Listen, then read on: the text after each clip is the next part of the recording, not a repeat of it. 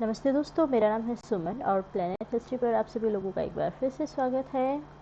हम क्लास 12 की चैप्टर 12 को शुरू करने जा रहे हैं, कॉलोनियल सिटीज़। तो ये जो चैप्टर है, ये जो नया सिलेबस है 2022 से 23 का, इसमें ये चैप्टर हटा दिया गया है।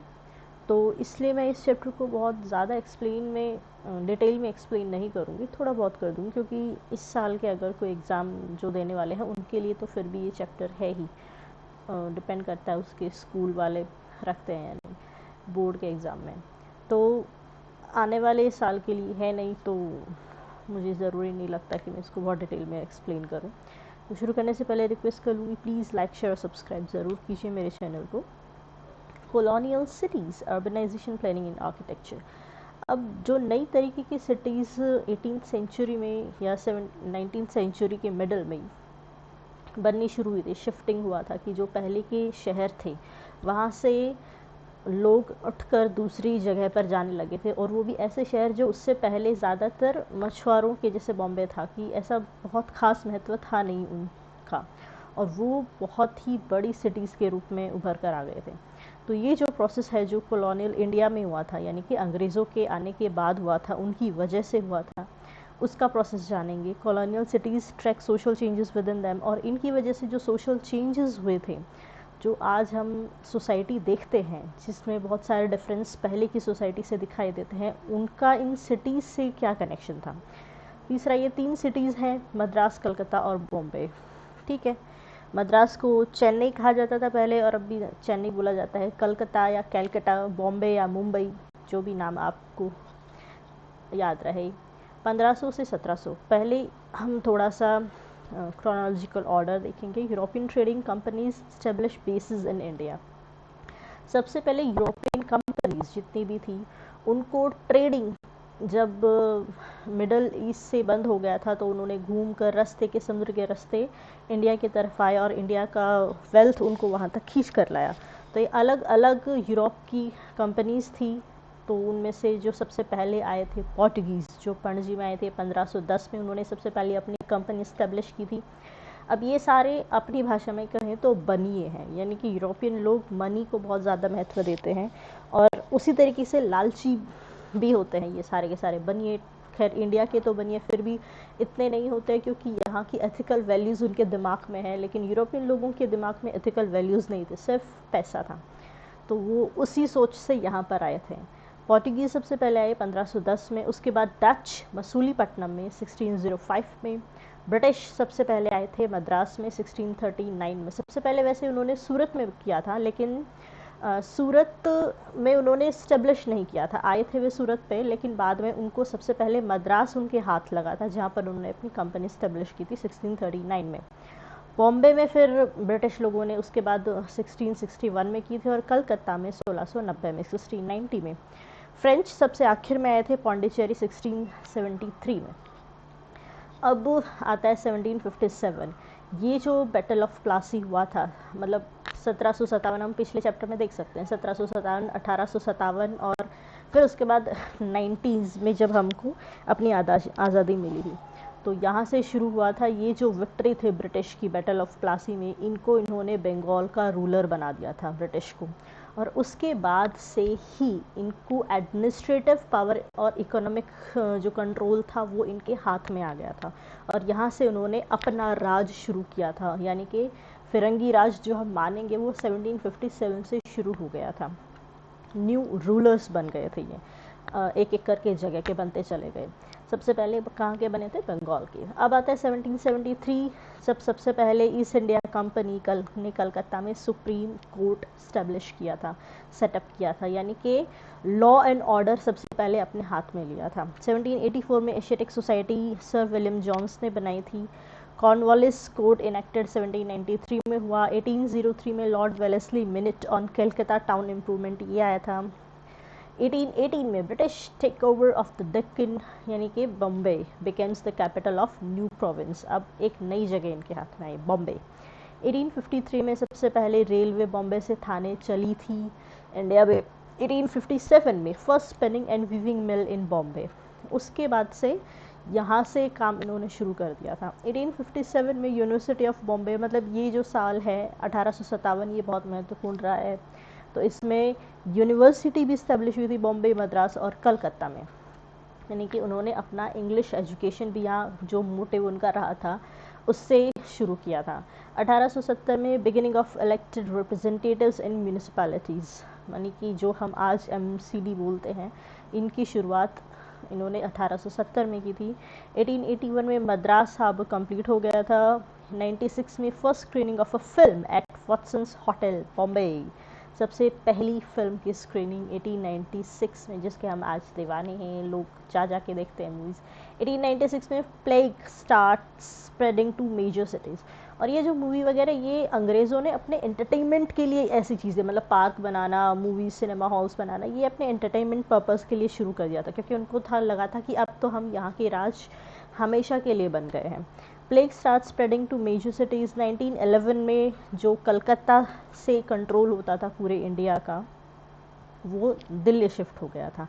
Transfer of capital from Calcutta to Delhi 1911 में।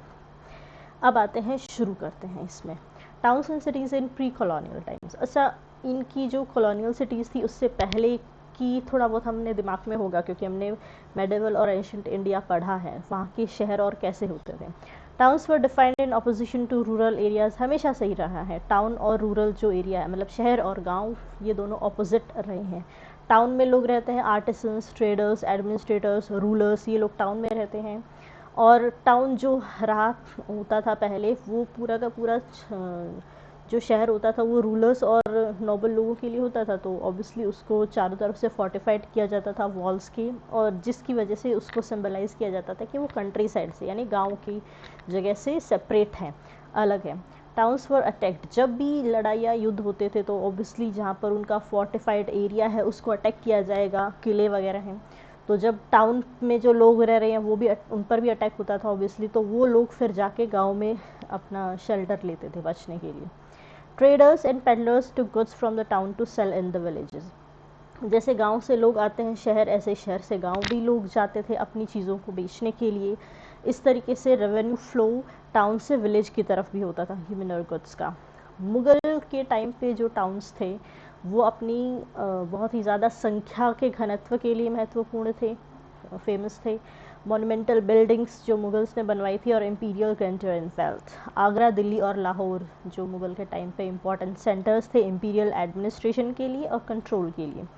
आर्टिसंस जो होते थे टाउन्स में, वो हैंडीक्राफ्ट वगैरह बनाते थे जो नॉबल्स हैं उनके हाउस होल्ड के लिए, और वहीं से उनकी कमाई होती थी। और कई कुछ बहुत ज़्यादा खुश हो गया कोई मुग़ल बादशाह वगैरह, तो काफ़ी उनको गिफ्ट वगैरह भी देता था। Grains from countryside was bought into the urban market for the town dwellers and the army, और गांव से ग्रेन्स वगैरह लिया जाता था शहर के लोगों के यूज़ करने के लिए।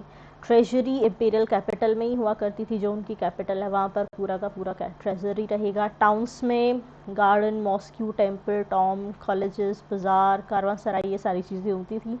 एम्परर फोर्टिफाइड पैलेस पे रहता था, जो कि टाउन ही पूरा का पूरा वॉल से इंक्लोज हुआ करता था। फोकस जो टाउन का था मेन, वो पैलेस और प्रिंसिपल मॉस्क्यू की तरफ रहता था। टाउन जो साउथ इंडिया के हैं उसका फोकस टेम्पल की तरफ रहता था, क्योंकि मुग़ल या फिर मुस्लिम साउथ में कम ही जा पाए थे। These towns were also important commercial centres, और इसी वजह से जहाँ पर भी जो भी सिटी उनका है वो सारे कमर्शियल सेंटर्स भी बन जाते थे। Religious festivals often coincided with fairs, जैसे आज भी कई जगह पर होते हैं, आप लोग मेले वगैरह में जाते हैं तो देखते होंगे कि वहाँ पर वो मेले का फोकस कोई यात्रा वगैरह तीर्थ से रिलेटेड कुछ होता है, कि कोई बड़ा मंदिर होता है वहाँ पर मेले लगते हैं। ये बहुत पुरानी रही है। Religious festivals coincided with fairs linking pilgrimage with trade, वहाँ पर लोग बेचने भी आते हैं। अगर आप कभी मेले वगैरह में गए होते तो बहुत सारी दुकानें भी होती हैं वहाँ पर। Medieval towns were places where everybody was expected to know their position in the social order dominated by the ruling elite, और उसमें hierarchy, medieval towns में एक hierarchy भी रहती थी nobles की, और social order जो maintain करना होता था वहाँ पर, उसका काम होता था कोतवाल का, मतलब पुलिस के तरीके से नॉर्थ इंडिया में।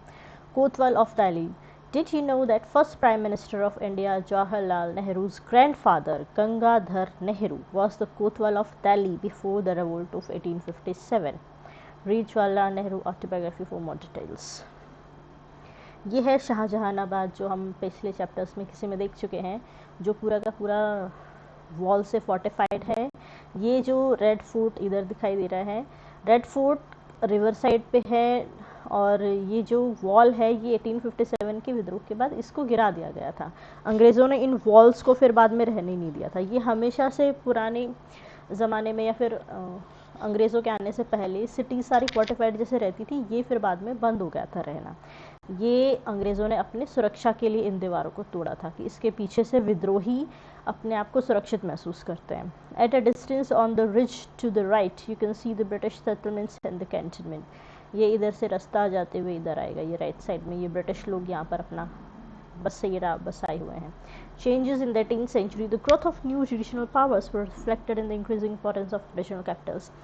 अब औरंगज़ेब की डेथ के बाद से ही 1607 में जो मुग़ल साम्राज्य था या फिर मुस्लिमों का जितना भी साम्राज्य था वो अलग अलग जगह पर टूट गया था। नए नए नवाब और सब ने अपनी अपनी सत्ताएं अलग अलग बना दी थी। तो इस तरीके से बाकी रीजनल पावर्स भी बहुत सारी बन गई थी। मतलब छोटे छोटे बहुत सारी रियासतें हैं और नवाबों की अपनी अपनी अलग अलग इंडिपेंडेंट स्टेट्स बन गए थे, जिसमें से काफ़ी महत्वपूर्ण थे लखनऊ, हैदराबाद, सेरिंगपट्टम, पूना, नागपुर, बड़ौदा, तंजौर, काफ़ी सारे थे।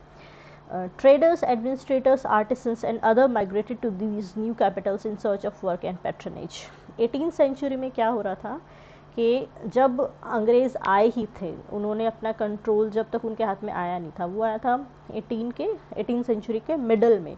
तो शुरुआती दौर में उससे पहले क्या हो रहा था, यानी कि बैटल ऑफ प्लासी के पहले ही ये सारी अलग अलग लखनऊ, हैदराबाद, ये अलग अलग बहुत सारी छोटी छोटी रियासतें थी। अब इसमें ये अलग अलग बनने के बाद महत्वपूर्ण अलग अलग और भी शहर उभर कर आए। पहले तो बस आगरा, दिल्ली और यही थे खास। तो ट्रेडर्स और एडमिनिस्ट्रेटर, आर्टिस्ट, मतलब जो जिनको भी लगता है कि भाई हमको नया कुछ मिलेगा और ज़्यादा हमारे पास पैसा आएगा कोई खोज में, वो इन नई सिटीज़ की तरफ जाने लग गए थे। और ऑब्वियसली जो इकोनॉमिक ट्रांजैक्शन से रिलेटेड लोग होते हैं, बनिए हैं, ट्रेडर्स हैं, वो हमेशा नई खोज की तलाश में रहते हैं कि उनको कहाँ से अपना जो बिज़नेस है वो और ज़्यादा एक्सपांड कर सकते हैं। तो इस तरीके से लोग एक की शिफ्टिंग शहरों की तरफ चलती ही रहती है इस रीज़न से। Some local notables and officials used this opportunity to create new urban settlements such as कस्बा और गंज। और जो लोकल ऑफिशियल्स जो नए आए थे उस समय पे फिर उन्होंने सब अर्बन एरियाज़ इस तरीके के कि नए नए लोग वहाँ पर शहर बस रहे हैं, तो उसके आसपास गंज और कस्बा, ये semi rural areas, urban areas कुछ भी कह सकते हैं, जब वो अर्बन है ना सर, वो है पूरे तरीके से बहुत पॉपुलर सिटी भी नहीं है, ऐसे कस्बा और गंज बनने शुरू हो गए थे। In some places there was renewed economic activity. अब कुछ जगह पर वो 18th सेंचुरी थी, अनस्टेबल थोड़ा सा पीरियड था, तो कहीं पर थोड़ा स्टेबल है उस समय, तो अच्छे से इकोनॉमिक एक्टिविटीज़ बहुत अच्छे से चल रही हैं और ज़्यादा बल्कि उभर कर आ रही हैं। और कहीं पर वॉर और प्लंडर चल रहा है, तो वहाँ पर पॉलिटिकल अनसर्टेनिटी चल रही है, वॉर वगैरह, तो इकोनॉमिक डिक्लाइन वहाँ पर हो रहा है। तो ये अलग अलग जगह की अलग अलग कहानियाँ थी 18th सेंचुरी में। Name of cities Bombay, Madras and Calcutta were the एग्नेसाइज names if villages were the British first set up trading post. They are known as Chennai, Mumbai and Kolkata respectively. तो पहले चेन्नई नाम था, उसको मद्रास बोलने लगे, मुंबई नाम था बॉम्बे, कोलकाता को कलकत्ता बोला जाता था। कस्बा is small town in country side, often the seat of a local notable. मतलब कोई लोकल नोबल है तो उसने कहीं पर अपना घर बना लिया, तो उसके आसपास और लोग आकर रहने लगे कि उसको कुछ चीज़ें ऑफ़र करेंगे और उससे गिफ्ट मिलेंगे। तो ऐसी छोटी छोटी लोकल्स हैं, अमीर लोग हैं, नोबल हैं, उन्होंने कस्बे बना लिए थे। गंज मतलब वहाँ का जो फिक्स मार्केट था जहाँ से मेन ट्रेडिंग एक्टिविटीज़ चलती थी, उसके आसपास। Both Kasbah and Ganj dealt in cloth, fruit, vegetables, milk products. They provided for noble families and the army. The European commercial companies had set up base in different places. और फिर ये 18th century से पहले और मतलब ये 17th century पे आके ही इन्होंने अपनी मुग़ल टाइम पे ही बना ली थी। वैसे तो यूरोपियन कंपनीज़ ने सेटअप, जैसे कि पोर्टुगीज़ ने पणजी में 1510 में बनाया था, डच ने 1605 में बनाया, ब्रिटिश ने 1639 में बनाया, पोर्टुगीज़ काफ़ी पहले आ गए थे, है ना। ये लोग आए थे 17th सेंचुरी में। बाकी जैसे ब्रिटिश ने आया था, मद्रास में मिल गई थी जगह अपनी कंपनी बनाने की, फ्रेंच को पौंडीचेरी में मिल गई थी जगह by the end of 18th century. लेकिन अगली सेंचुरी में, अगले और ये तो थी 17वीं शताब्दी, फिर 18वीं शताब्दी में धीरे धीरे करके ये जो लैंड बेस एम्पायर था एशिया का, क्योंकि ऑटोमन एम्पायर की वजह से बीच का एरिया बंद हो गया वहाँ से, तो वो जो लैंड से बहुत ज़्यादा जो चलता था एशिया, और क्योंकि यूरोप जुड़ा हुआ है तो उनको पूरा घूम के ऐसा नहीं था कि सी बेस्ड ये होता नहीं था, लेकिन किसी को इतना घूम कर जाने की ज़रूरत नहीं है। अगर वो ऐसा डायरेक्ट यूरोप जा सकता है तो वो क्यों सी के ज़रिए जाएगा। तो आसपास के वहाँ पर छोटे छोटे होती थी कि पूरा का पूरा यूरोपियन लोगों को ही बाद में पता चला था कि भाई समुद्र धरती गोल भी है और ऐसा घूम के भी जाया जा सकता है। वही ऐसे गवार रह रहे थे, बाकी एशियन लोगों को पता था कि वहाँ पर यूरोप है और ऐसे करके यहाँ से जाया भी जा सकता है, लेकिन ज़रूरत नहीं थी उन्हें जाने की, क्योंकि कोई भी लंबा रास्ता अपनाएगा नहीं। लेकिन बाद में जब ये लैंड वाला एम्पायर बंद हो गया, ट्रेड का इन्होंने ऑटोमन लोगों ने बंद कर दिया, तो फिर यूरोपियंस को नई इन्फॉर्मेशन मिली और उनको लगा हमने नई जगह खोज ली, और वो अलग अलग जगह जाने लगे। और चूँकि वो समय यूरोपियन लोगों के लिए था पावरफुल, उनका लगता है ना कि उनका टाइम चल रहा था राइज करने का, तो उन्होंने सी बेस्ड अपना नया एम्पायर्स अपने बना लिए थे सारे के सारे। Forces of international trade, mercantilism, capitalism, ये नई नई चीज़ें उस समय पर नई नहीं थी, ये नाम नए हैं उन चीज़ों को लेकर, इंग्लिश नाम है। तो इससे पहले तो और भी ज़्यादा, बल्कि एशिया समृद्ध था इनके आने से पहले, जितना तो इन लोगों ने कभी सोचा भी नहीं था, जितना आज यूरोप है भी नहीं। International trade, mercantilism, capitalism now came to decline the nature of society. इनकी वजह से आने से यहाँ की जो सोसाइटी है वो, उनका जो बेसिक नेचर है वो डिक्लाइन होना शुरू हो गया था और डिवाइड होने शुरू हो गए थे। ये काफ़ी बड़ी बात है। कमर्शियल सेंटर्स सच एज सूरत, मसूलीपट्टनम, ढाका, ये पहले सेंटर्स थे, ये भी 17th सेंचुरी के बाद डिक्लाइन होने लग गए, क्योंकि इन लोगों ने अपना ट्रेड पावरफुल बना लिया था। मद्रास, बॉम्बे और कलकत्ता ये रैपिडली एमर्ज होने लग गए 18th सेंचुरी के बाद से, जब से इन्होंने बैटल ऑफ प्लासी हुआ था और इन्होंने अपना पावर बना लिया था यहाँ पर। Centres of colonial administration, political new, और ये जो तीनों थे ये कॉलोनियल एडमिनिस्ट्रेशन के और पॉलिटिकल पावर के, इकोनॉमिक कैपिटल्स, मतलब सब कुछ इनके हाथ में था। न्यू बिल्डिंग्स बनी, ऑक्यूपेशंस नए नए तरीके के आने लगे, इंस्टीट्यूशंस नए डेवलप होने लगे, सब कुछ। Escaping to the countryside, ग्रामीण क्षेत्रों की और पलायन। 1857 में ब्रिटिश सेना द्वारा शहर पर अधिकार करने के बाद दिल्ली के लोगों ने क्या किया, इसका वर्णन प्रसिद्ध शायर मिर्ज़ा गालिब इस प्रकार करते हैं।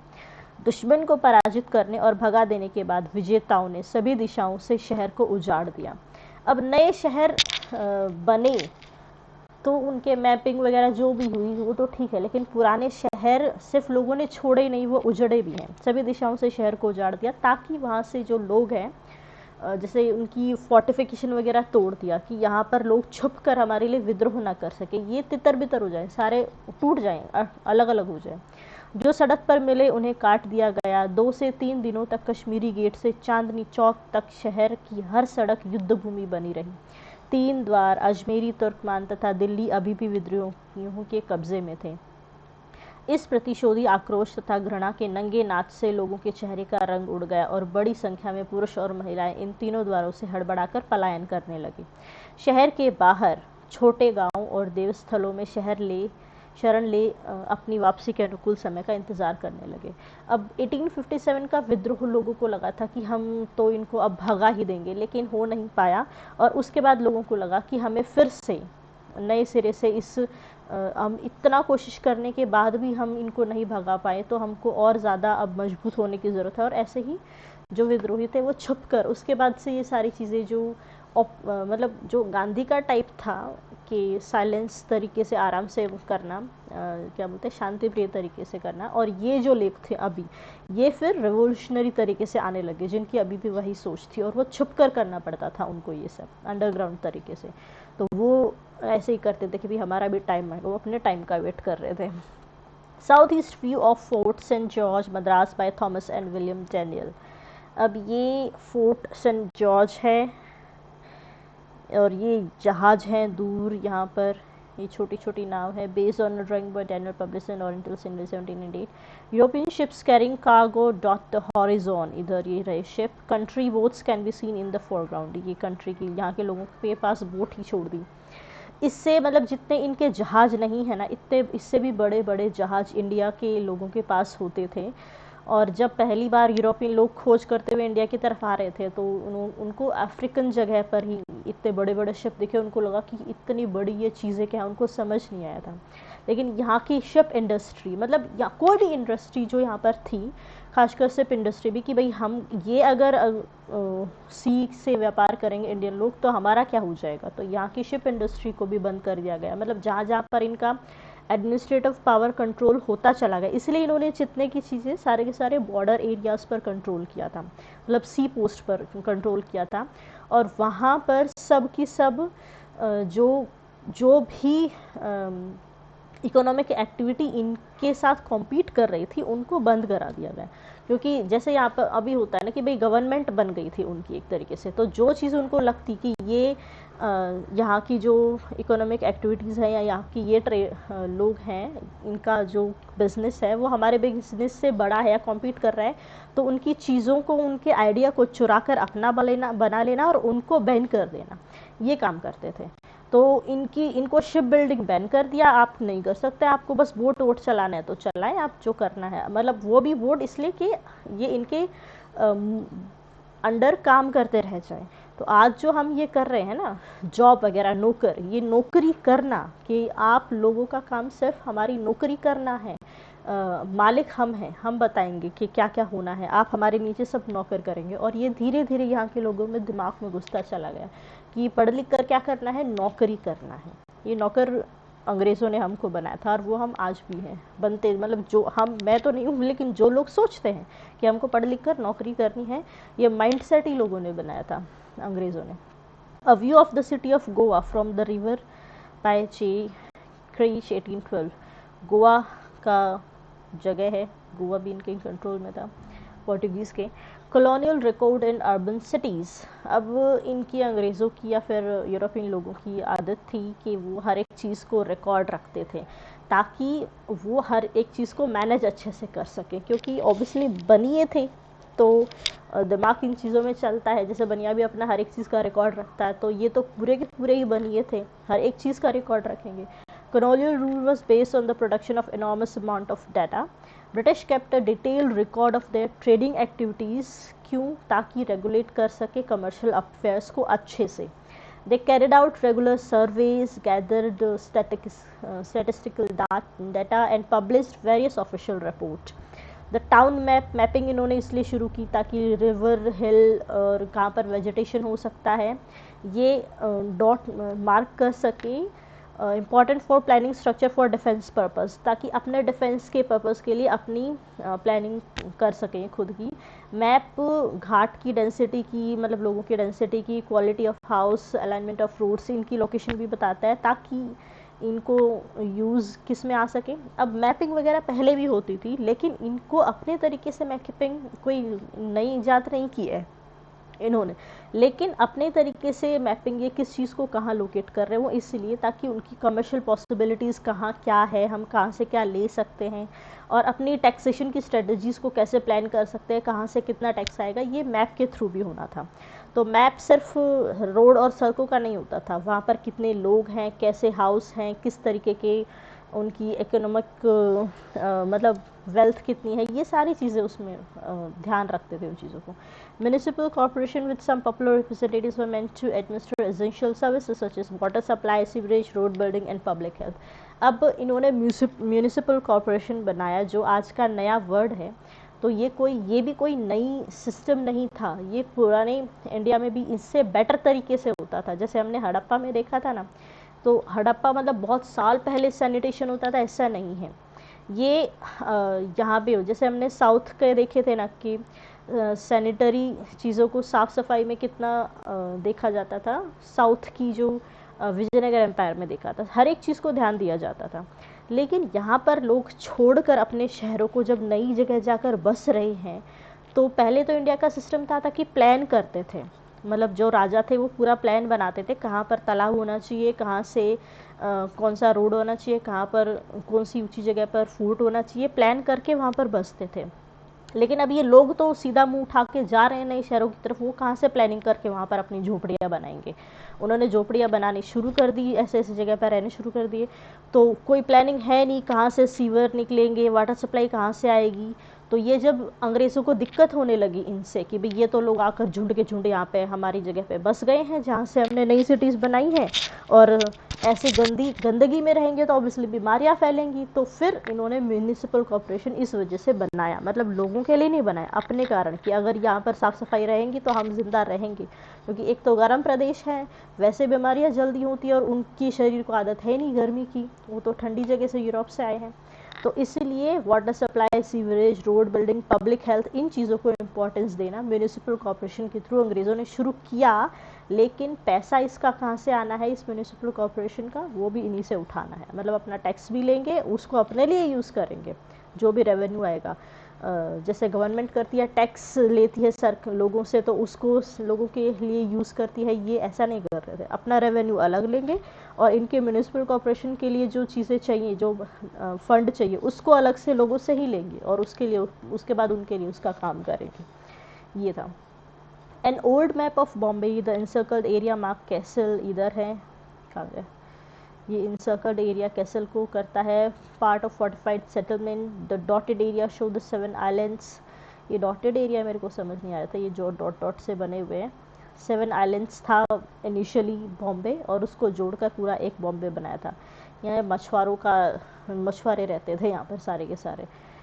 तो इसको देखो इन्होंने कितना बड़ा शहर बना दिया। नक्शे क्या बताते हैं और क्या छिपाते हैं? सर्वेक्षण पद्धतियों के विकास, सटीक वैज्ञानिक औजारों और ब्रिटिश शाही ज़रूरतों की वजह से मानचित्रों को बड़ी सावधानी के साथ तैयार किया जाता था।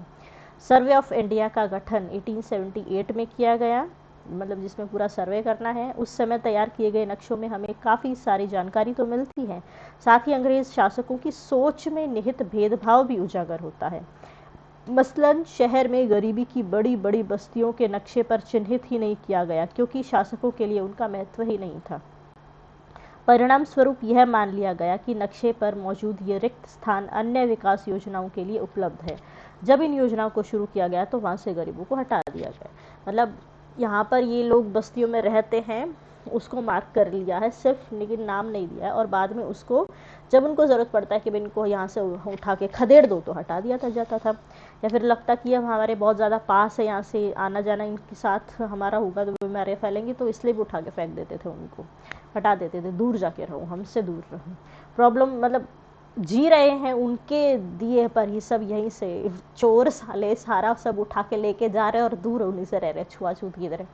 Problem faced while collecting the census. The first all India census was attempted in 1872. अब ये फर्स्ट ऑल इंडिया सेंसस इसलिए है, मतलब पहला है नहीं, ये तो मॉडर्न टाइम पे सेंसस सबसे पहले शुरू हुए थे, मतलब रिकॉर्ड हमको मॉडर्न टाइम का मिलता है, हो सकता है उससे पहले भी रहे हों, सिर्फ हमको रिकॉर्ड वहाँ का मिलता है। और ये फर्स्ट ऑल इंडिया इसलिए है क्योंकि मॉडर्न भी वैसे पूरे इंडिया पे थे, लेकिन साउथ में नहीं थे, तो जो हम आज इंडिया जानते हैं वो ब्रिटिश के कंट्रोल में था। वैसे माना जाए तो वो पूरा इंडिया भी ब्रिटिश के कंट्रोल में नहीं था, तो होना तो वो ऑल इंडिया वैसे भी नहीं चाहिए, पर है रिकॉर्ड में कि भाई सबसे पहला ऑल इंडिया सेंसस अटेम्प्ट हुआ था 1872 में, और 1881 के बाद से ये हर 10 साल का एक रेगुलर फीचर बन गया था, जो अब भी होता है। The people refuse to often cooperate to give evasive answers. अब लोगों को जवाब दे नहीं रहे थे, क्योंकि उनको लगता था कि भाई ये जो ऑपरेशन निकाल रहे हैं, हमारी जो जनसंख्या गणना वगैरह कर रहे हैं, तो इसलिए कर रहे हैं ताकि नए टैक्स और ज़्यादा लगा सके। और अपर कास्ट के लोग थे, वो अपने घर की औरतों के बारे में जानकारी देना नहीं मानते थे, क्योंकि लगता है कि भाई हमारी औरतों के बारे में ये क्यों पूछ रहे हैं, औरतों को तो घर के अंदर ही रहता है, पब्लिक गेज वगैरह से हम उनको इंट्रोड्यूस नहीं कराते हैं। पीपल वर क्लेमिंग, कुछ लोग अपनी आइडेंटिटीज, अब इनको कास्ट भी लिखनी थी, कास्ट यानी कि मतलब ऑक्यूपेशन को ही इन्होंने कास्ट नाम दिया था। कास्ट अब कोई इंडियन नहीं है, ये कास्ट यूरोपियन या इनको ब्रिटिश लोगों का ही इजाद है, अपना कोई कास्ट सिस्टम ऐसा था नहीं, वर्ण था, ठीक है। तो ऐसा ऑक्यूपेशन भी लोगों को आइडेंटिफाई करना है कि ये लोग ये काम कर रहे हैं, तो इस काम वालों से हमको कितना रेवेन्यू मिल सकता है, तो ये भी उनको करना है। तो कुछ लोग बताते थे कि अपना स्टेटस ठीक से नहीं बता रहे थे, वो अपने आप को हाई स्टेटस का बताते थे। क्यों? इसलिए बताते थे कि क्योंकि जो ऑक्यूपेशन पहले करते थे अंग्रेज़ों के आने की वजह से, जो उनका ट्रेडिंग जो उनकी बिजनेस था जो बंद हो गया है, अब उनको क्या करना पड़ रहा है, कुछ और करना पड़ रहा है। तो उनको अपने पूर्वजों का तो पता है ना कि भाई इसका पापा या दादा, तो हम तो ये बिज़नेस करते थे, हम तो और ऊंचे लोग थे, अब हमारी हालत क्या हो गई है। क्योंकि लोग, कुछ लोग थे जो अमीर हो गए थे, लेकिन कुछ लोग गरीब से गरीब होते जा रहे थे। ये पैदाइशी गरीबी यहाँ पर थी नहीं ऐसी। The figures of mortality and disease were difficult to collect. और फिर उनको भाई डिसीज़ वगैरह की भी जानकारी रखनी होती थी, भाई यहाँ पर ज़्यादा बीमार लोग हैं तो उनसे दूर रहना, जो भी उनका अपने रीज़न से, अपना जो उनका फ़ायदे का है उस वजह से ये सारी चीज़ें कलेक्ट कर रहे थे। लेकिन लोग बताते नहीं थे कि अब इस वजह से यहाँ पर बीमारी है, तो इस वजह से मौत ज़्यादा हो रही है, तो इसको अलग रखना है, या फिर यहाँ पे क्या सफाई की ज़रूरत है उसको ध्यान करते हुए रजिस्टर कर रहे हैं। लेकिन इन्फॉर्मेशन नहीं मिल रही है, क्योंकि लोग बताते नहीं है अभी हम बीमार हैं इतना है, क्योंकि उनको भी पता था ये क्यों दे रहे हैं। और इलनेस हमेशा रिपोर्ट नहीं होती थी, या फिर जो इनके अपने डॉक्टर हैं उनसे ट्रीटमेंट नहीं होता था, क्योंकि पहले तो हम ज़्यादा से ज़्यादा वैद्य पर ही निर्भर रहते थे। Historians have to use sources like census with great caution. इसलिए हिस्टोरियंस को ये जो सेंसस होते हैं इनको बहुत ही ध्यान से पढ़ना पड़ता है, और क्या क्या पॉसिबल बायसेस इसमें हो सकते हैं उनको भी दिमाग में रखना पड़ता है। Urbanisation in India 1891-1941। अब ये सिटीज़ बनी थी तो उसकी परसेंटेज अर्बन पॉपुलेशन जो 1891 में थी 9.4 थी, और अगले और 50 साल में ये 12.8% बन गई थी। धीरे धीरे बढ़ती जा रही थी, है ना। ओके, तो फर्स्ट पार्ट हम यहीं पर ख़त्म करते हैं। मैंने काफ़ी जल्दी एक्सप्लेन करने की कोशिश की, तब भी ये 30 मिनट का हो गया। तो जाने से पहले रिक्वेस्ट करूँगी, प्लीज़ लाइक शेयर सब्सक्राइब ज़रूर कीजिए। और मैंने अगर जल्दी कुछ छूट गया हूँ कुछ एक्सप्लेन करना, तो आप मुझे कमेंट में कर सकते हैं। वैसे शायद आने वाले सेशन के लिए लोगों को इस चैप्टर को समझने की ज़रूरत हो या ना हो, उनकी मर्ज़ी है, इसलिए मैंने जस्ट फिर भी बना दिया। ओके, तो आज के लिए इतना ही। टाटा बाय बाय, फिर मिलते हैं नेक्स्ट पार्ट में।